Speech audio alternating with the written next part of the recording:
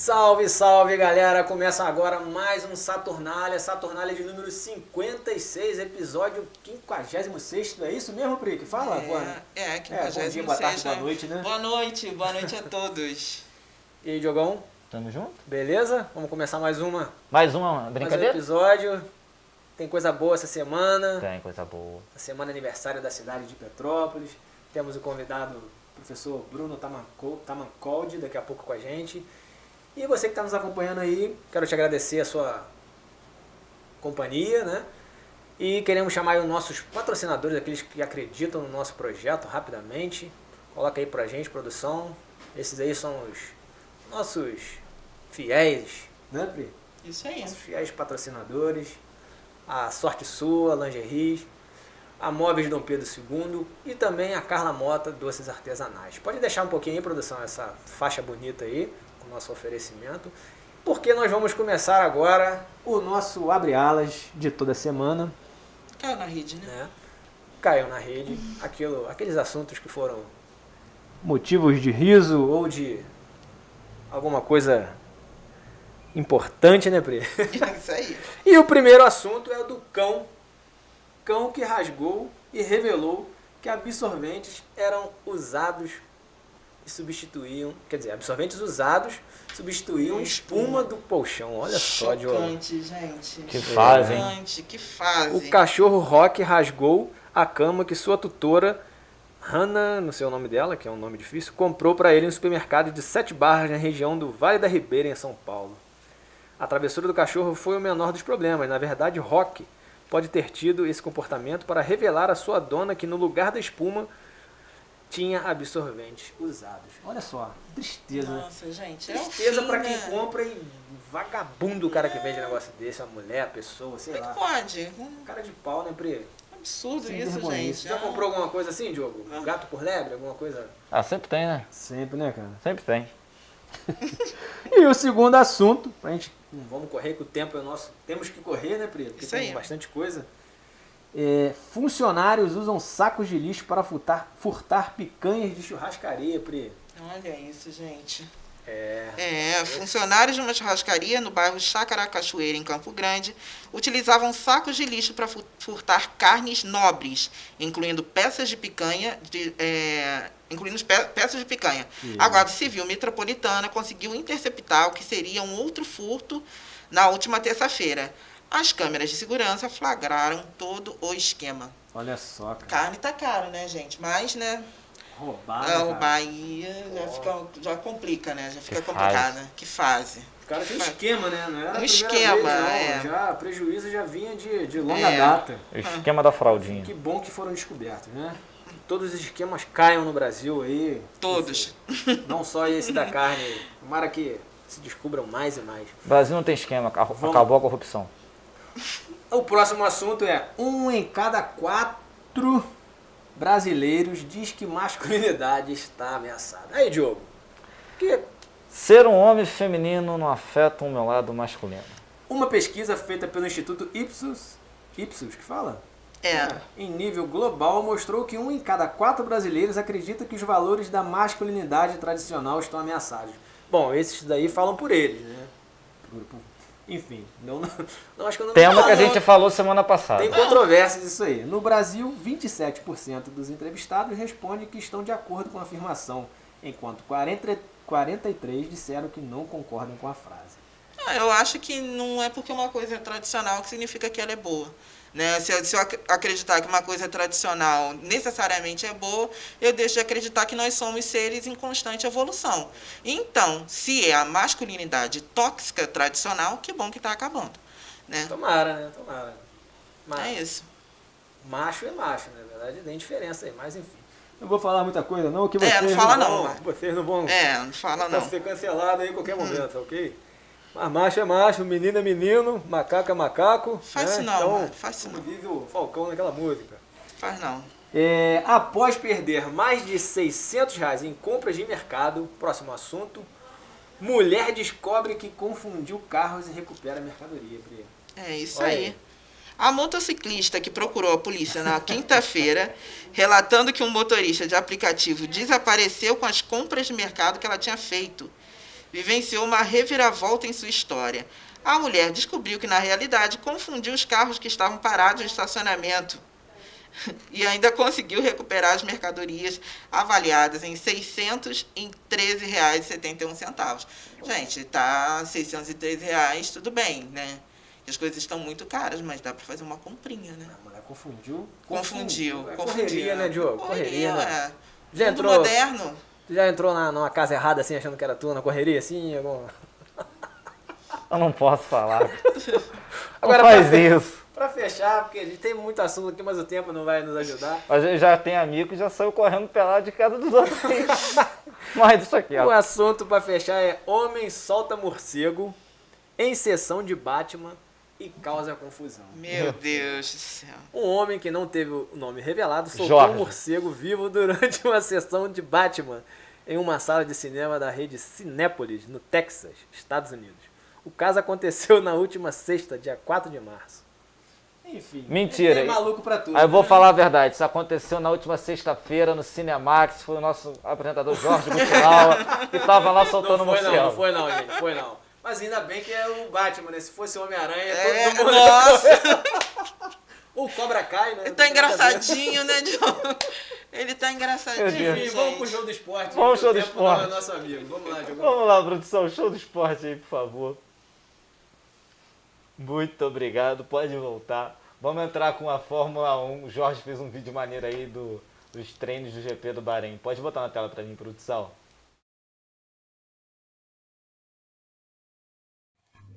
Bora pra Fórmula 1, as novidades que tem no mercado e o que tá rolando lá na pré-temporada no Bahrein. Primeira coisa, Pietro Fittipaldi foi confirmado e depois foi desconfirmado na Haas. Quem vai assumir o cargo na Haas é o Magnussen, antigo piloto da Haas, que tinha saído aí, ficou 2 anos fora e agora tá voltando.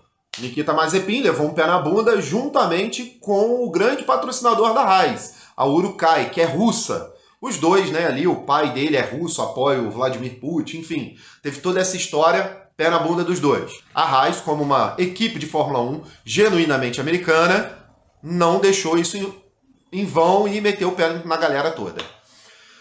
Mais uma novidade, espelhos da F1 da Mercedes. É isso aí, o Binotto, chefe de equipe da Ferrari, virou e falou que, pelo regulamento, os espelhos da Fórmula 1, dos carros, não podem ser usados como ferramenta de aerodinâmica. Parecem que construíram o carro, né? A Mercedes construiu o carro, usando os espelhos como apelo aerodinâmico. O Binotto não gostou da ideia.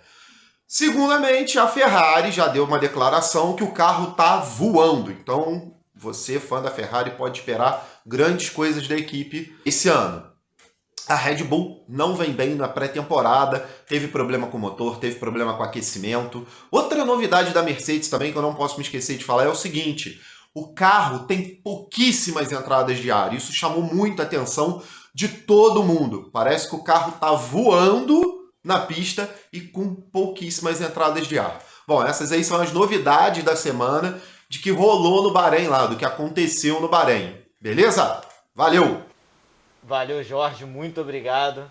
Essa Fórmula 1 aí, Jorge sempre trazendo as novidades pra gente. Vamos falar um pouquinho da convocação da seleção. Bota na tela pra mim, produção. Vocês já devem ter visto. Tem novidade. É, tem novidade. Vocês já devem ter visto isso em vários lugares, né? Eu só tenho, assim, em toda a convocação, 2 controvérsias, que é a volta do Arthur, volante da seleção. Não vejo o Arthur jogando pra isso. Não entendi a convocação de Arthur. E também não entendi a convocação de Gabriel Martinelli. Acho que poderia levar o Hulk, acho que poderia levar o Gabigol, mesmo não jogando bem. Enfim. Prefiro o Hulk. Se desse pra gente testar. Pô. Agora, se a gente fosse fazer a convocação hoje, acredito desses 23 nomes que foram chamados, né? A gente ia chamar 21 deles, né? Assim, não tem muito o que mudar.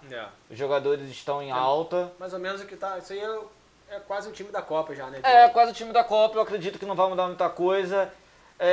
Quem não, às vezes, assim, não acompanha jogos de alguns jogadores da Europa, o jogador tal não pode ser convocado. Gente, só passa a acompanhar um pouquinho do jogo do jogador que tanto se critica na Europa e a gente fazer uma análise em cima disso. Porque Copa do Mundo é um torneio de 7 jogos, então assim, nem sempre o melhor ganha. Eu sempre falo isso. A Croácia, o time titular da Croácia levou um baile do Brasil em 2018, no amistoso, um mês antes da Copa. Fritas tomou de 3-0 no estádio de Anfield, em Liverpool, e um mês depois estava na final contra a França. Então assim, vai também dar sorte, chaveamento, enfim. Então acredito que a seleção, os 2 últimos jogos, Mário, o penúltimo jogo, dia 24 de março, no Maracanã contra o Chile, acabando o jogo eu entro ao vivo, como sempre. E o outro no dia 29. Vai ter o nosso programa 9h30 junto com o jogo da seleção. Não ver o jogo da seleção, ver o nosso programa. Exatamente. Ver o segundo tempo do jogo da seleção e logo após eu entro também falando do jogo contra o Brasil e Bolívia em La Paz. Já sabe que o Brasil vai ganhar, então... Se eu não me engano, gente, eu passei a informação errada. O Brasil vai pegar a Bolívia, o jogo deve ser 6 horas da tarde, às 18 horas, né? Então vai acabar às 8, nosso programa entra logo em sequência. Beleza? Vamos falar um pouquinho das semifinais do Campeonato Carioca. Bota na tela pra mim, produção. Isso aí. No dia 16, já é essa quarta-feira, já temos Flamengo e Vasco, o primeiro jogo, o segundo jogo no dia 20/3, né? O famoso domingo. Só antes da gente falar aqui com o Mário, com a Priscila, vou falar o Mário do Vasco, a Priscila do Botafogo. No dia 19/3, no sábado, tem Fluminense e Botafogo. No dia 27, no domingo, Botafogo e Fluminense. O jogo do Vasco e Flamengo na quarta-feira é 8 horas da noite, tá? E no domingo é 4 horas da tarde, o único que vai passar de quarta-feira. Mário, Queria fazer um adendo aí, Diogo. Flamengo e Vasco. Só uma crítica aí, não quero nem falar porque eu já tô tão chateado já de futebol. Não sei, pra mim é um empate o primeiro jogo, o segundo jogo eu já não sei o que vai dar. Mas eu acho que teria necessidade de 2 jogos, cara, de semifinal. É calendário, né? né, É pra encher cara? o calendário. Eu já Mas- acho que não tem nem necessidade do estadual. Cara. Mas, bota pra mim na tela. Gente. Boa, eu só queria... Não ainda tem foi além necessidade- do que eu pensava. não tem Beleza, necessidade beleza, mais de beleza, estadual beleza. no Brasil, assim. Vai lá. Desculpa, mas volta na tela pra mim, produção, só pra me falar o horário dos jogos do Fluminense e do Botafogo, por favor. O Fluminense e Botafogo no sábado é 8 horas da noite e o segundo jogo no dia 27/3 é 4 horas da tarde. Pra mim, assim, eu já adianto, os favoritos é Flamengo e Fluminense, afinal, se for tudo indicar, é Flamengo e Fluminense, por tudo que fizeram, os elencos e tudo mais, são favoritos. Mais clássico é Tem clássico. Zebras, né? Zebras acontecem. E se igualam forças, se igualam É vontades. verdade. Pra mim, Flamengo e Vasco, favoritaço o Flamengo, sem sombra de dúvidas. Fluminense e Botafogo, favoritaço Fluminense. também o Fluminense. É. Mas pode pintar a Pode zebra. acontecer, pode acontecer. E isso em qualquer esporte. Eu acredito. Eu acho assim, Queria que. ter essa fé Mas da nem Priscila. a fé da Priscila, acho que o torcedor realmente tem que É acreditar, verdade, gente. é verdade. Entendeu? É futebol, É. futebol, assim como o basquete, como a natação, como outros esportes, não é uma ciência exata. Né? No futebol, 2 mais 2 não dá 4. Pode dar qualquer outro resultado e também pode dar 4. Então, assim, as probabilidades indicam sempre o Flamengo e o Fluminense chegando na final, fazendo a final dos times melhores no estado. Mas eu acredito que pode ter surpresa. Pode ter. Ainda mais que são 2 jogos, Mário. Então pode acontecer algumas coisas. Vamos falar só a última do dia, que foi às 3 horas da tarde, 2 horas da tarde, se eu não me engano. Bota na tela pra mim, produção, por favor. Tom Brady O homem voltou. recusou a aposentadoria ou voltou atrás, enfim. Vai jogar mais uma temporada no Tampa Bay. Tampa Bay? Tampa Bay Buccaneers, acho. que É fala, né? isso aí, muito obrigado. Não aguentou a Gisele mandando ele varrer a casa. Então teremos Bota as crianças pra dormir, escova o dente das crianças. o quarterback mais habilidoso e com mais títulos da NFL de volta em mais uma temporada. Pode ser a última, como pode não ser. Qualquer coisa ele vem jogar no Brasil, a liga. Vamos apreciar, gente, Né? que a gente está com um gap, né, de ídolos. Temos Cristiano com 36 anos, Messi com 35, LeBron James com 38, Tom Brady com 41 ou 42, se eu não me engano. Enfim, ídolos de vários esportes já estão chegando ao quase os fins das suas carreiras e pelo menos a minha geração, que eu vi muitos deles, está acabando. Por hoje findamos. Boa. Eu volto na quarta-feira no nosso rede social. Eu vou dar uma palhinha só do que vai ser o jogo do Flamengo e Vasco, com escalação, com tudo, um videozinho rápido, bem legal, tá beleza? E semana que vem a gente fala mais um pouquinho do jogo, tá bom, galera?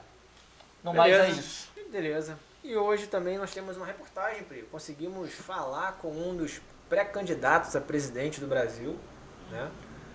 o pré-candidato Leonardo Péricles, que esteve em Petrópolis no último sábado aqui, e conseguimos bater um papo com ele, né? Fiz uma gravação com ele, que foi muito solícito com a gente para, né, receber a nossa equipe de um repórter. Então tem uma matéria aí para vocês aí acompanharem dos pré-candidatos que, né, teremos no Brasil. Então, assim, para vocês já ir conhecendo, né, os pré-candidatos que o Brasil tem. Né? Então, Posso dar talvez esse não vai aparecer muito nos horários políticos por causa de tempos de campanha, né? Porque Mas cada partido tem Isso que você fez, tempo. Mário, é muito importante, porque não é porque a gente quer tirar um presidente que a gente não tem escolha, gente. Não. Nós temos escolhas. Vamos olhar todos os candidatos, propostas. Esse negócio que, porque a gente não quer A, temos que votar em B. Não, não é isso. Temos outras opções. Vamos aqui, o espaço está aberto do Saturnália. Cada um aqui tem as suas ideologias, né, Pri? Mas somos democráticos aqui no nosso programa. Então você acompanha a nossa reportagem aí.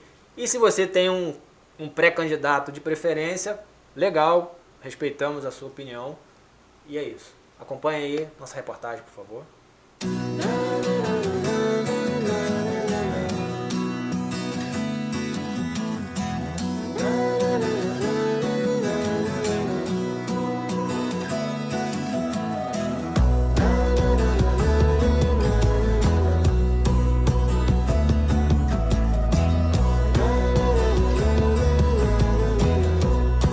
É isso aí, pessoal. Estou aqui com o Leonardo Péricles, pré-candidato à presidência pela Unidade Popular.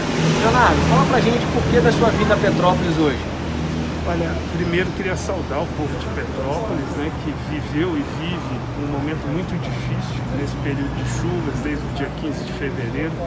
E vim aqui primeiro prestar minha solidariedade a esse povo, conhecer um pouco melhor a realidade, entender o que passa por aqui, e o que a gente consegue perceber é que o problema central não são as chuvas são extremamente bem-vindas, ainda mais numa região serrana como essa, né? As serras são verdadeiras caixas d'água naturais, e as chuvas elas têm um papel muito importante, inclusive para a gente ter abastecimento nas nossas cidades de água, e toda a preservação disso aqui é um debate muito importante. Agora dá para perceber que muito do problema é pelo descaso, a desumanidade dos governos, passando pelo governo municipal, estadual e federal, principalmente de não ter uma política habitacional séria que possa garantir com que as pessoas não sejam empurradas para morar em encostas, áreas muito difíceis que acabam se tornando áreas de risco. E também falta de investimento em saneamento, em estrutura, que é possível que as pessoas também morem em encostas desde que tenham investimento para que aquelas moradias não caiam como isso aconteceu. E fundamentalmente nós entendemos que é necessária a mobilização popular. A diferença que pode fazer num processo desse é o povo cobrar, exigir mudanças, porque o que a gente viu é muita gente que ou foi cadastrada e ainda não acessou a Bolsa Moradia, ou conseguiu a Bolsa Moradia, mas não consegue alugar, porque também a especulação, né, vai aumentar muito num processo desse.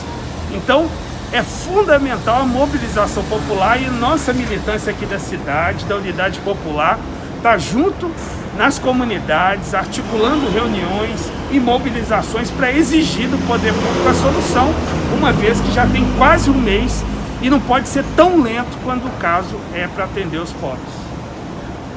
Agora, Leonardo, fala pra gente um pouco da tua trajetória política, né? E um pouquinho da trajetória da Unidade Popular, para quem não conhece o partido, que é um partido fundado em 2019, para quem não conhece, fala um pouquinho pra gente aí. Olha, eu sou militante há 22 anos, militante do movimento social, iniciei minha militância no movimento estudantil secundarista no ano de 2000, sou lá de Belo Horizonte, Minas Gerais, sou pai de 2 filhos, casado, minha esposa também é uma militante social, a Poliana.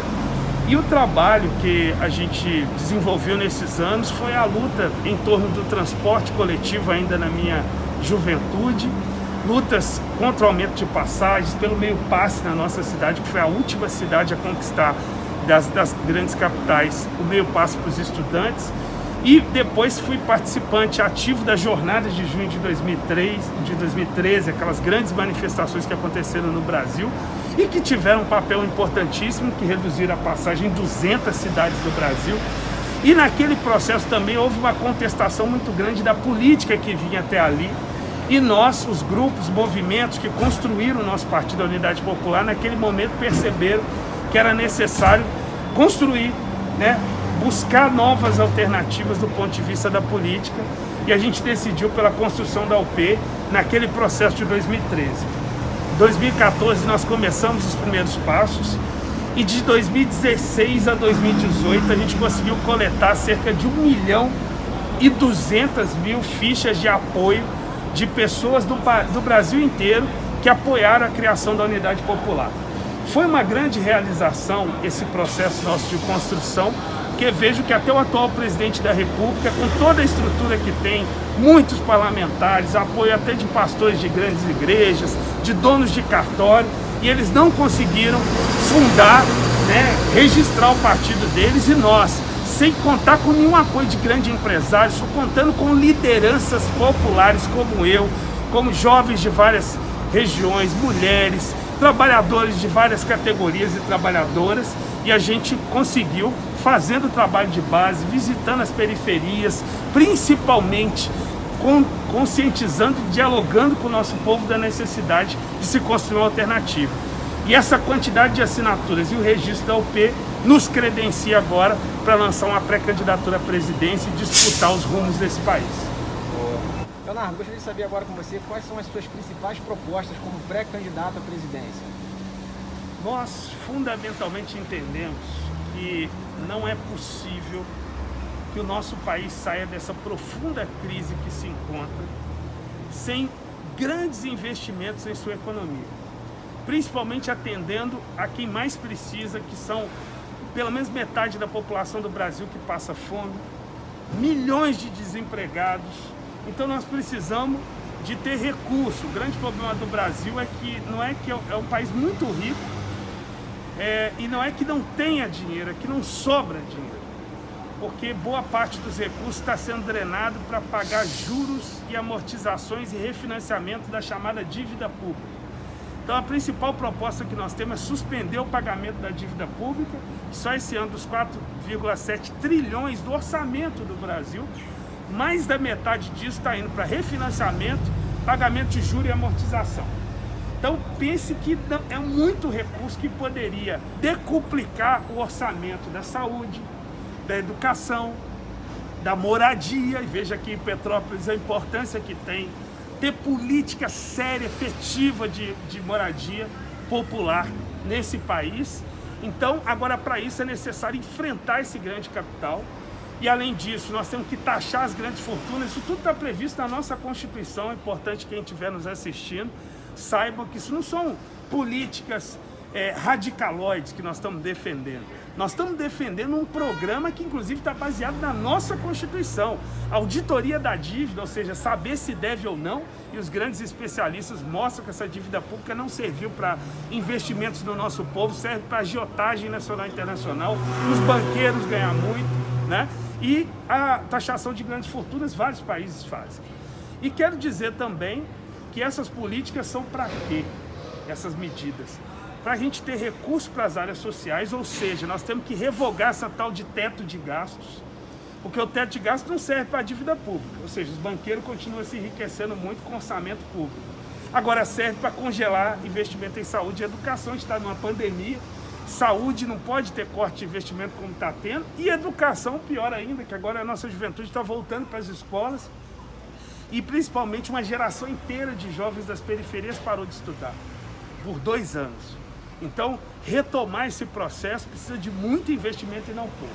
E, por fim, nós defendemos reformas estruturais, porque sem uma profunda reforma agrária nesse Brasil, que garanta a condição de milhares, milhões de pessoas que estão hoje amontoadas nas grandes cidades possam retornar para o campo, com condição de investimento para que possam produzir, inclusive uma reforma agrária que priorize a agricultura familiar, porque é essa que põe comida na nossa mesa, uma agricultura que tenha como finalidade central que a agricultura alimente o nosso povo, e não como hoje, porque o agronegócio bate recordes de lucro todos os anos e metade da população passando fome.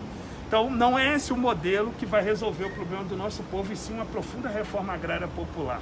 Então, são algumas das defesas que nós temos, e num governo popular, da unidade popular, nós entendemos também que general, torturador, não vai ter vez nesse país. Porque hoje nós estamos dirigidos por um presidente fascista, que elogia esses generais que praticaram tortura desde a ditadura até hoje, e o resultado é que a nossa juventude vem sendo assassinada, negra nas periferias vem sendo assassinada, nosso povo violentado, reprimido, grandes setores presos, né? Numa população carcerária enorme no Brasil, e o problema da violência, que é o central, não está sendo resolvido. Não, as políticas de Bolsonaro não resolveram, sabe por quê? Porque o que vai resolver é investimento em área social. Essa é a melhor política de segurança pública que pode ser implementada num país, é ter profundo investimento nas áreas sociais, ter emprego para o povo, ter moradia, ter saúde, ter educação. Esse é o caminho, e só faz isso com investimento. E por fim, nós não estamos aqui apresentando um iluminado. Eu, eleito presidente da República, não vou resolver isso sozinho. Ou seja, a unidade popular tem uma diferença dos demais, porque nós defendemos algo que nunca foi implementado no Brasil, um governo em que o povo governe junto. Então não estou chamando só para... Lá, quando chegar o processo eleitoral, não vão chamar as pessoas só para votar na gente. Elas votar são um pedacinho da democracia.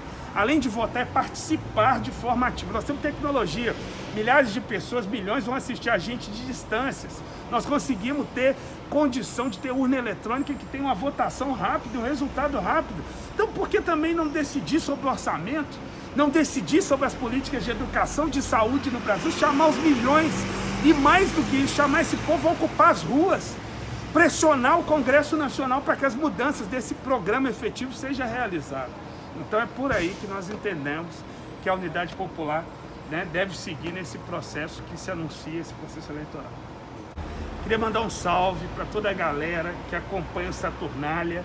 Estou aqui com um amigo também de muito tempo, e queria saudar todos e todas, convidá-los e convidá-las também a conhecer um pouco mais esse programa que eu apresentei aqui, a me conhecer também. Então quem tem mídias sociais, procura lá, Leonardo Péricles, e o nosso partido chama Unidade Popular. Procura lá nas nossas mídias sociais, Unidade Popular e Leonardo Péricles, e nos acompanhem lá no dia a dia. Forte abraço para vocês. É isso aí, galera. Como vocês viram aí, Leonardo Péricles, um dos pré-candidatos. O Brasil terá outros, né, como pré-candidato ex-presidente Lula, pré-candidato presidente Jair Bolsonaro, Ciro Gomes, pré-candidato Ciro Gomes. Então, se eles quiserem participar do Saturnália também, o convite está aberto. Somos um programa democrático e queremos sempre a pluralidade de ideias, né? Esse é o que nós defendemos, né? Desde que haja respeito. Enfim, é isso. Acompanhe o Saturnália, daqui a pouco a gente está de volta já com o segundo bloco. Não sai daí, que tem mais coisa legal, tem bate-papo com o professor Bruno Tamacoldi. É isso aí, galera, não sai daí não.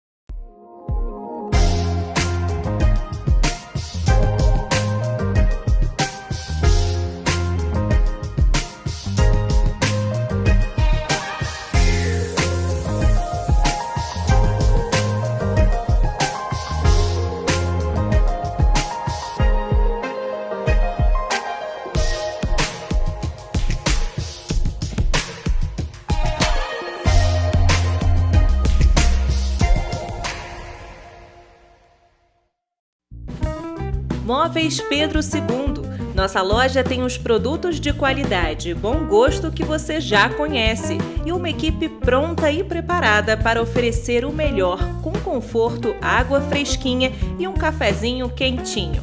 Móveis Pedro II você já conhece e confia. Venha e prepare sua casa para ficar mais bonita. Shopping Pedro II, no centro de Petrópolis.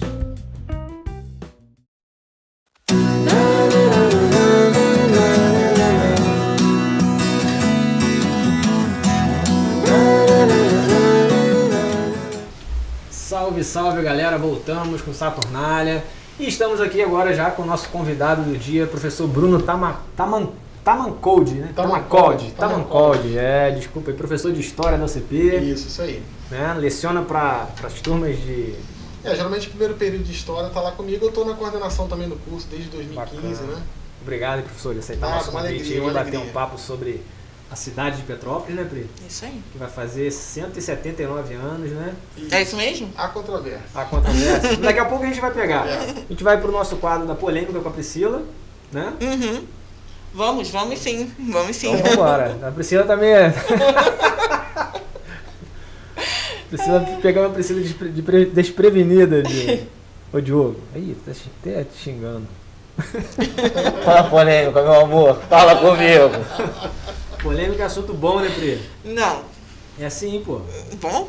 Não? Como pode ser bom? Bom pra gente debater. Bom pra debate. É bom pra debater.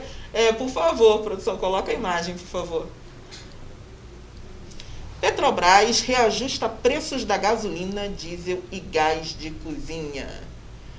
Preço médio de venda da gasolina passará de R$ 3,25 para R$ 3,86 por litro, uma alta de 18,8. O valor do diesel vai subir de R$ 3,61 para R$ 4,51 por litro, aumento de 24,9%.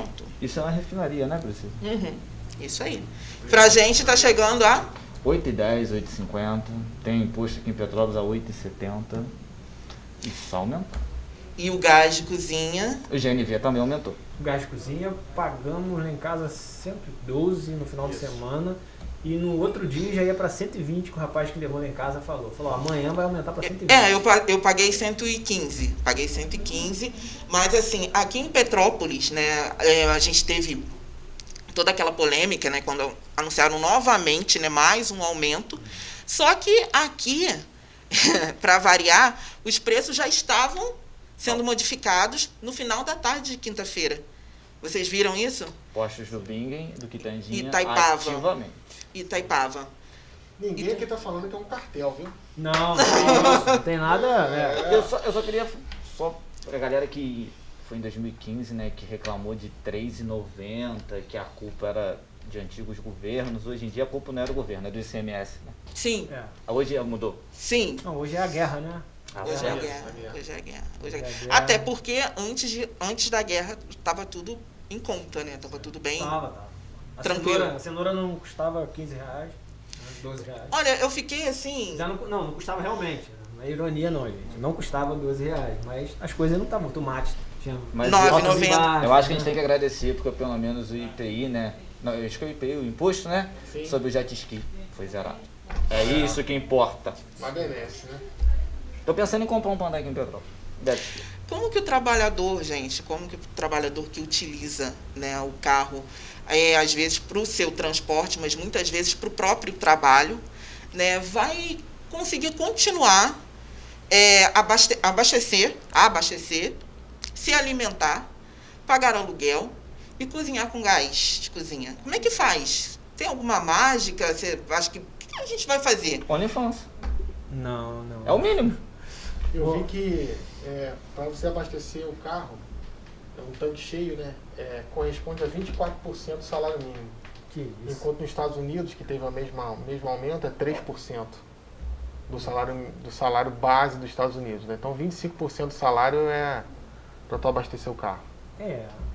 O presidente falou que o nosso combustível é um dos mais baixos, né? Um 90º, sei lá, né?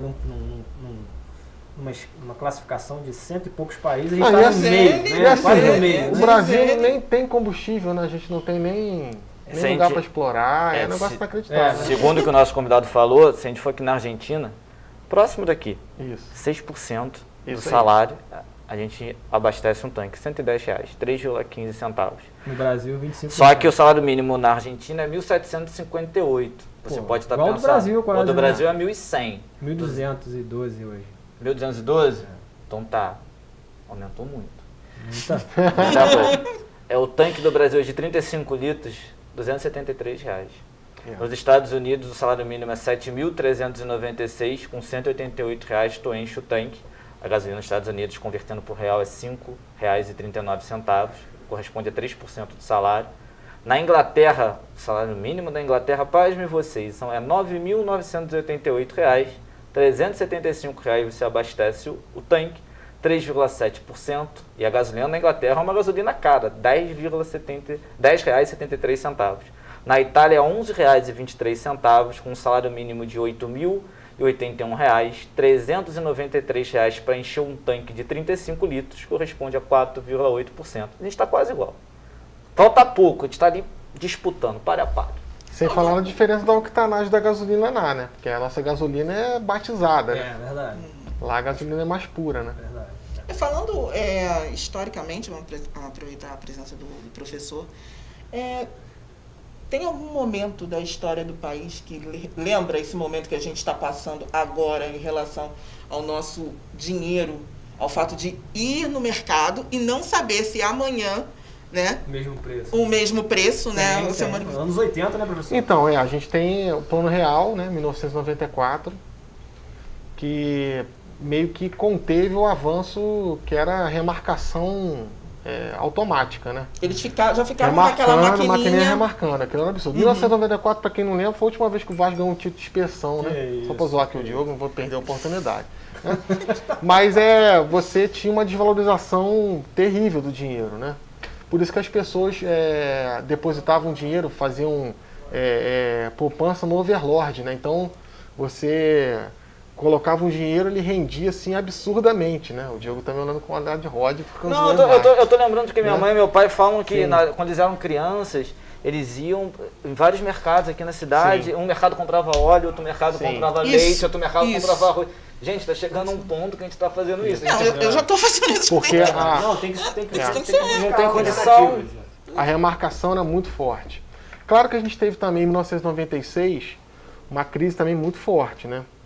Na época, a imprensa, a política, e também os movimentos que eram contra o governo na época do Fernando Henrique, pediram impeachment do Fernando Henrique, porque teve um pico também de inflação. Mas, do período do Plano Real para cá, sem dúvida, os últimos 5 anos é problemático, né?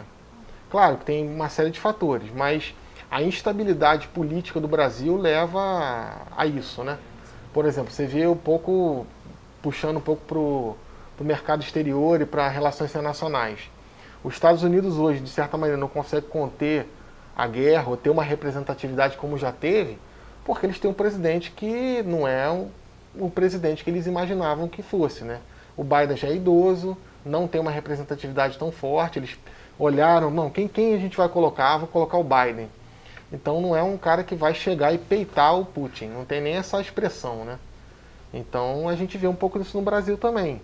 A gente não tem uma unidade parlamentar, os parlamentares batem cabeça, né? E é um pouco bipolarizado, ou bastante bipolarizado. A gente não tem no Brasil uma direita organizada e nem muito menos uma esquerda organizada. Então isso é muito ruim para a política, né? Porque se os movimentos fossem pelo menos organizados, você teria uma frente de atuação política e alguém que te cobraria de uma maneira unitária, né? E a gente não tem muito isso no Brasil. O Brasil não é para amador, não.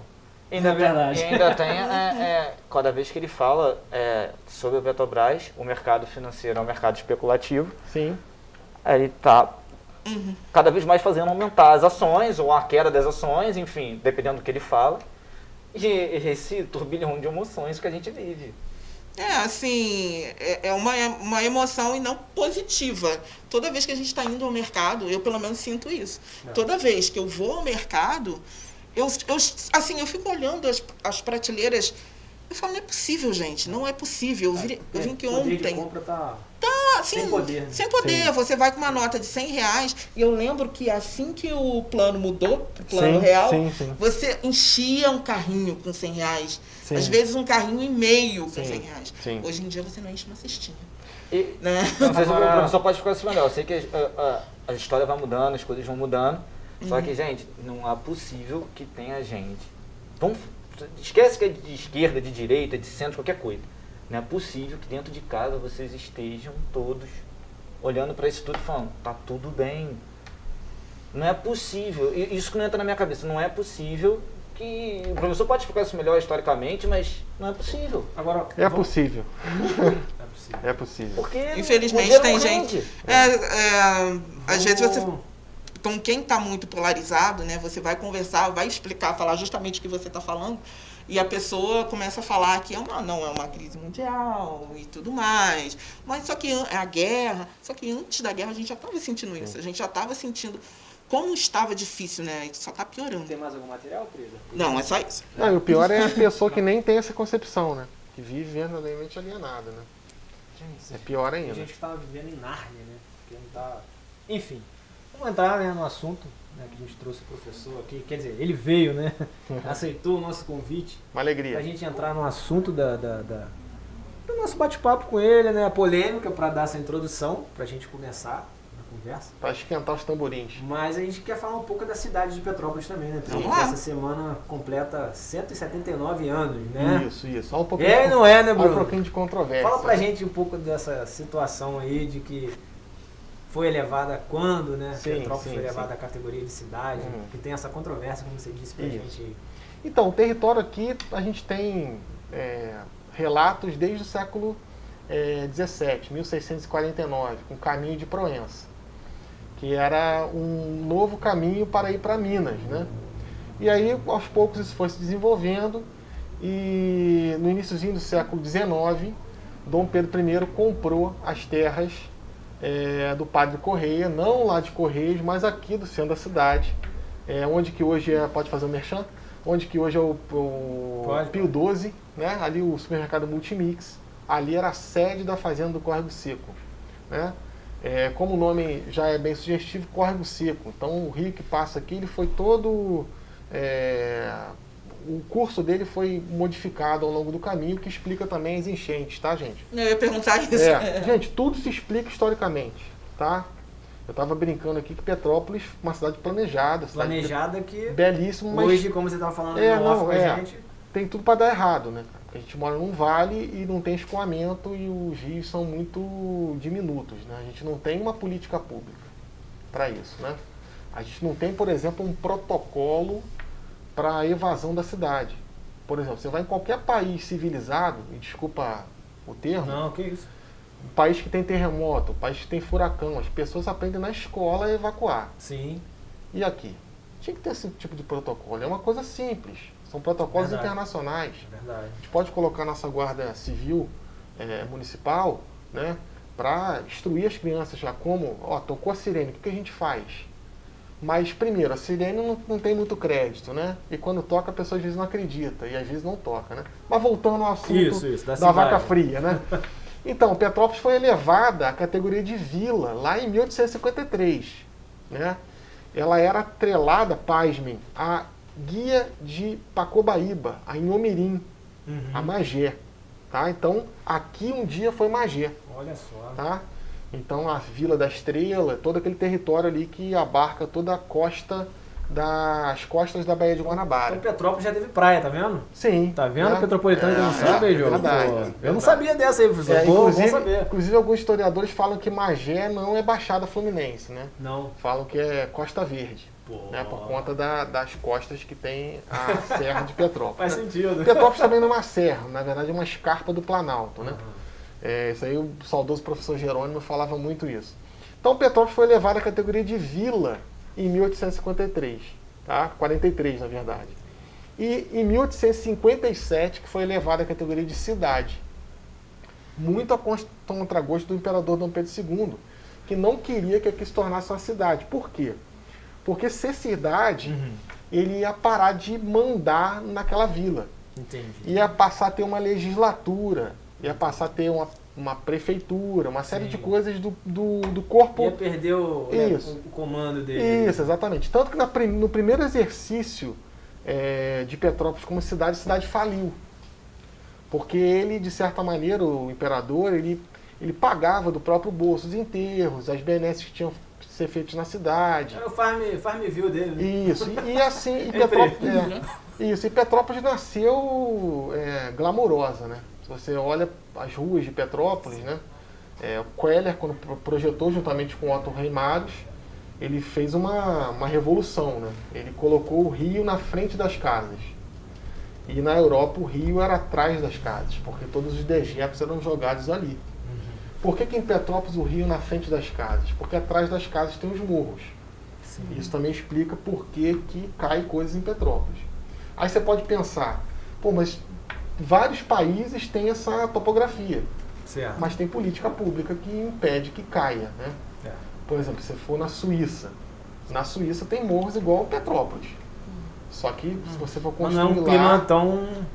mas chove bem. Chove também bastante. Tem neve, enfim, também é complicado.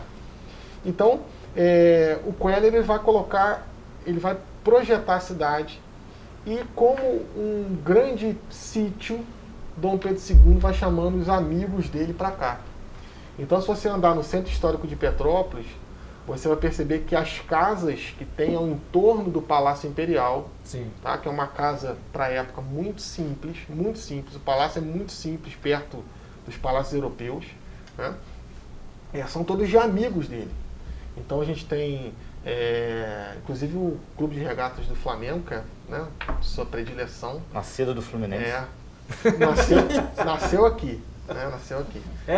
Nasceu aqui na Queller, tem ali. Que bacana. Uma das primeiras reuniões foi aqui em Petrópolis, né? Entre outras coisas. Então você vai ter ali Dr. Porciúncula, que é uma rua ali antes na rodoviária, que é advogado. Nós temos o Paulo Barbosa, que era o mordomo da Corte Real. O mordomo era o dono do carimbo. Entendeu? E hoje deve ficar um pouco chateado com a rua, que é um frevo total, parece Bangladesh, o Paulo Barbosa, né? Passa carro de boi, tomate, passa tudo. Ele era o dono do carimbo, ele seria hoje como um primeiro-ministro, ou hoje numa república representativa, um chefe da Casa Civil. Seria o dono do carimbo, literalmente. Importantíssimo. E outras grandes figuras, como Rui Barbosa, Quintino Bocaiúva. Por um minuto eu pensei que o convidado ia falar que ele ia ser um filho de presidente. Fiquei com medo. Não, que nada. Mas ele continuou, foi bem melhor. É um cargo bom também, né? Também manda no país. Pois é. Quintino Bocaiúva, Barão de Mauá, o nosso grande industriário. Que tem uma casa aqui. Tem. Uma mansão, né? Inclusive tem... se você pegar, por exemplo, um pouco da história, a gente fala um pouco de história comparada, né? O que é história comparada? Você pega A e pega B, por exemplo, pega o Botafogo, aí pega o Vasco, pega o Flamengo. A gente vai fazendo história comparada, assim também com as religiões. Você pega, por exemplo, o cristianismo. Você também leciona na área da religião. Isso, da teologia, né? Da história da igreja, eclesiologia, eu gosto muito dessa parte, né? Então, se, por exemplo, pega o budismo, pega o islamismo, pega o shintoísmo, pega as religiões afro-brasileiras. E aí você vai estabelecendo um grau de comparação. Isso é história comparada. Então, se você for comparar o que os Estados Unidos fez com os seus grandes industriários, né? Rockefeller, Carnegie, JP Morgan, e o que o Brasil fez com os seus grandes industriários, né? Então é um pouco complicado. Dom Pedro II fez de tudo para sabotar o Mauá, né? Infelizmente, né? E, enfim, mas mesmo assim fez muita coisa. E Petrópolis aí foi elevada à categoria de cidade em 1857. E o nosso obelisco foi inaugurado por JK em 1957, elevando 100 anos de cidade, né? Claro que, sem dúvida nenhuma, estamos enlutados, né? Um mês daquela tempestade, que é comum em Petrópolis, e, historicamente, a gente sempre teve enchente em Petrópolis. No relatório da província, Petrópolis ainda era uma vila, teve uma grande enchente também, né? E aí mais recente, 64, 69, 88, né? Eu também lembro, eu estava tocando os dentinhos da frente, mas lembro. Meu pai lembra dessa de 80. No Alto da Serra principalmente. No Alto da Serra caiu onde a famosa rua, a Avenida Central, Bino Siqueira, Otto Reimários, descendo a Serra da Estrela, e no Morém, eu perdi parente no Morém. Eu costumo dizer quem é de fora, né, às vezes pergunta para mim como é que tá Petrópolis, eu falei, se você entra numa sala de aula com 50 alunos e perguntar assim, alguém aqui já perdeu alguma coisa numa enchente? As 50 pessoas vão levantar a mão. Porque estamos verdadeiramente enlutados. Porque se você não for afetado diretamente, você foi afetado diretamente. Perdeu um amigo, perdeu algum conhecido. Perdeu um amigo, um parente, a sua rua tá um lixo. Todo mundo perdeu alguém. Então, assim, é um momento muito difícil, muito complicado. Acho que não dá nem para se comemorar esse aniversário da pois cidade. a Não tem o que comemorar, né? A gente tem que lembrar do que a cidade, o potencial que a cidade tem. E assim, no primeiro momento eu te confesso que eu fiquei um pouco até ressentido com os meios de comunicação em Petrópolis, quando postavam depois de 6, 7 dias, olha, Petrópolis já está bonita de novo. Mas eu entendo, é importante, porque a nossa cidade tem um potencial turístico, que vive do turismo. Muito forte. Então, se a gente não fizer uma campanha dessa, as pessoas não voltam a Petrópolis. Além disso, tem história na nossa cidade, né? Sim, tem a Roteireza, os museus estão todos abertos, então eu preciso também falar que a cidade está acolhendo. Você pode vir, pode vir em Petrópolis, Pepri. Tem sim. Aproveitando novamente, professor, fala um pouquinho pra gente sobre o imposto mais polêmico que a gente tem aqui na cidade. Explica pra gente, por favor, como surgiu. Então, eu estava intuindo que isso ia acontecer, né? Que é uma coisa polêmica, né? Sexto sentido... É verdade. Não, mas são temas que só para as pessoas entenderem. São recorrentes. Então, o laudêmio, ele é imposto o seguinte, né? A gente tem que entender, principalmente no país que a gente mora, a legalidade nem sempre está atrelada à justiça, tá? Isso eu falo muito para meus alunos, né? A legalidade nem sempre está atrelada à justiça.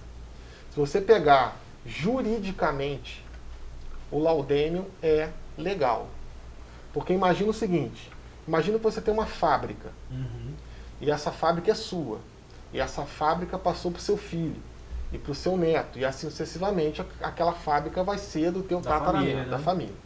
O que são as concessões de terra em Petrópolis? São prazos. O que são prazos? Pedaços de terra. E o que é interessante, quando foi feita a planta do Otto Reimários, teve uma medição de prazo. Então, por exemplo, olha, você pode construir daqui até aqui, daqui para cá você não pode construir porque tem que ter um espaço para a montanha, tem que ter um espaço para a encosta. Justamente por conta dos deslizamentos que já aconteceu naquela época.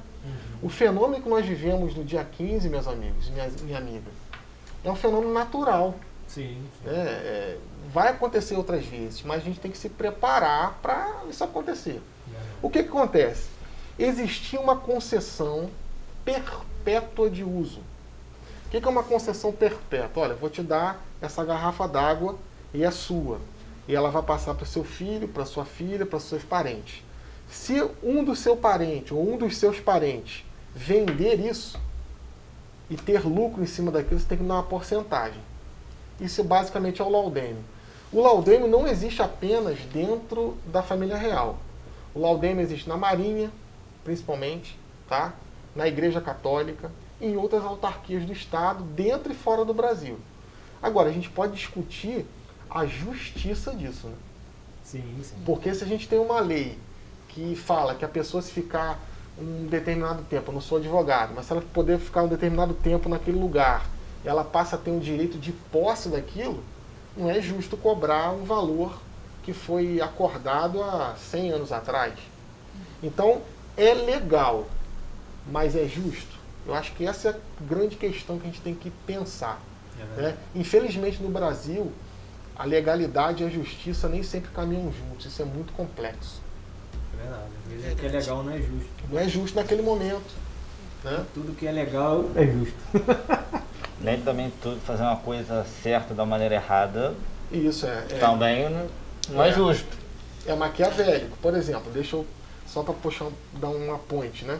Em 2007, na verdade 2017, se não me falha a memória, depois, salvo engano, se tiver alguém para corrigir, o nosso atual prefeito deu uma concessão de posse a 700 famílias no Morro da Oficina, né? Olha que maravilha.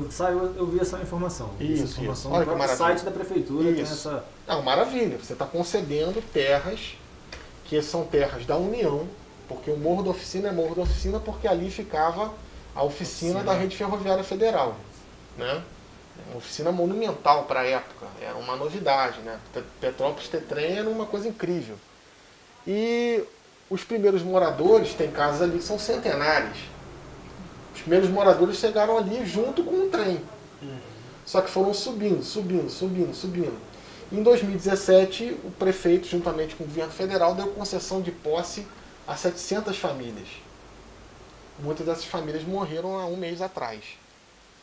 E não respeitando estudos tanto da UCP, na década de 80, juntamente com a UFRJ, e estudos de 2007, que vão mostrar que existem 25 mil famílias em risco em Petrópolis.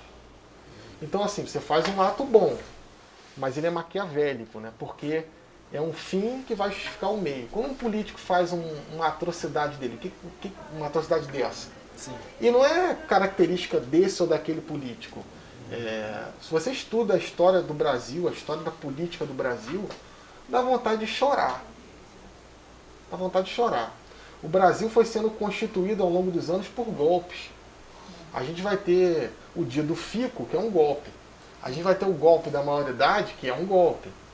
A gente vai ter a República, a instituição da República, que também é um golpe.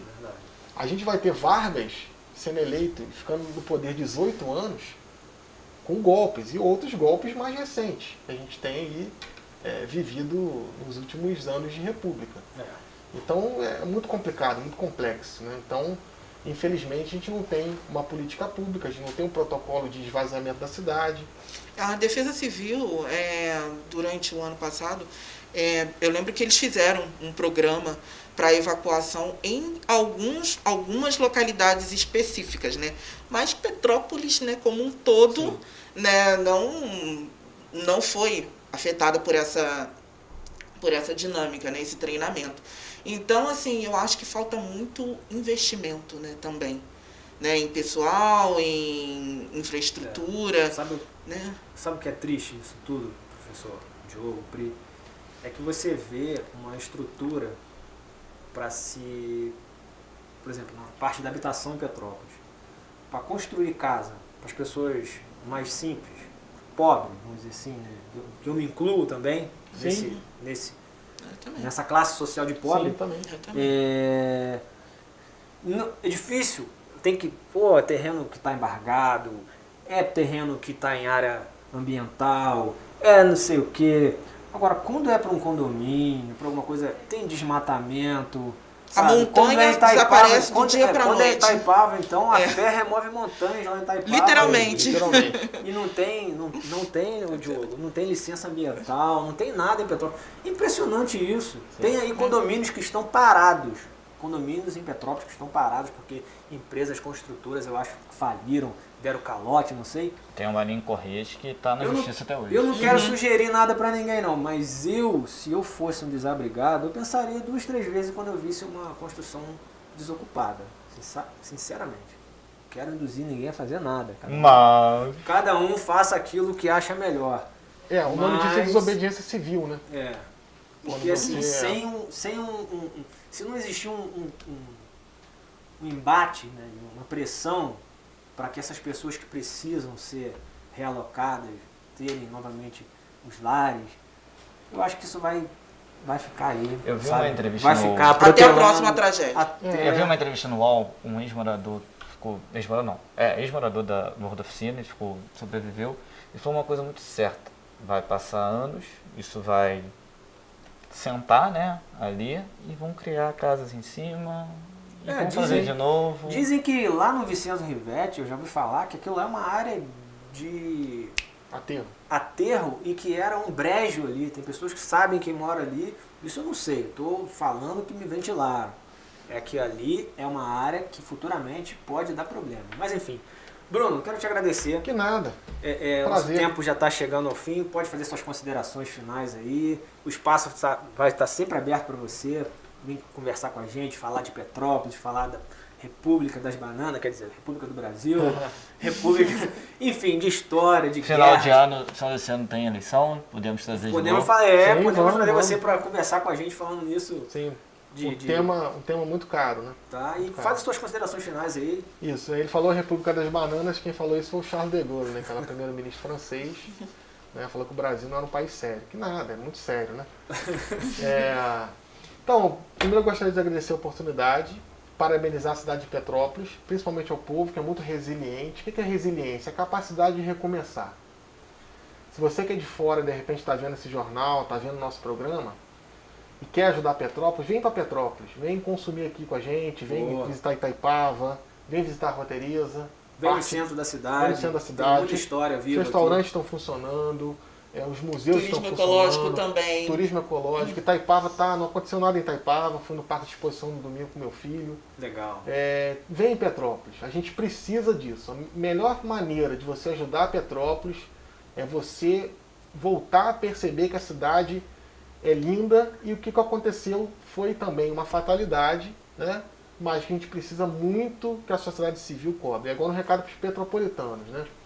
O bispo diocesano, Dom Gregório, contou uma historinha muito interessante falando que às vezes a gente vai ter o síndrome do céu azul, né? Você falou um pouco, Priscila. Priscila já deu um spoiler aqui. Né? O que é o síndrome do céu azul? A gente olha para o céu azul e imagina que está tudo bem, né? Sim. E as pessoas vão esquecendo. Então, eu conclamo aqui, né, a sociedade civil a cobrar os governantes sobre as atitudes que vão ser tomadas ao longo do caminho, né? Porque para assumir 4 milhões igual sumiu lá no Vale do Cuiabá, Né? não custa, né? Verdade.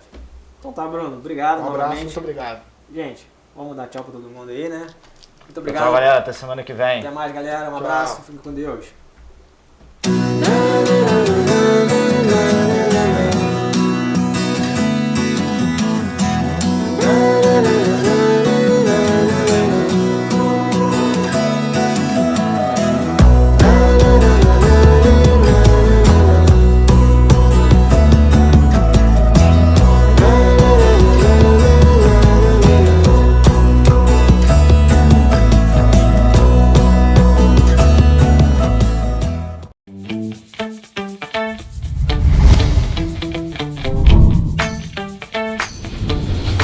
TVC, a TV do Correio da Manhã.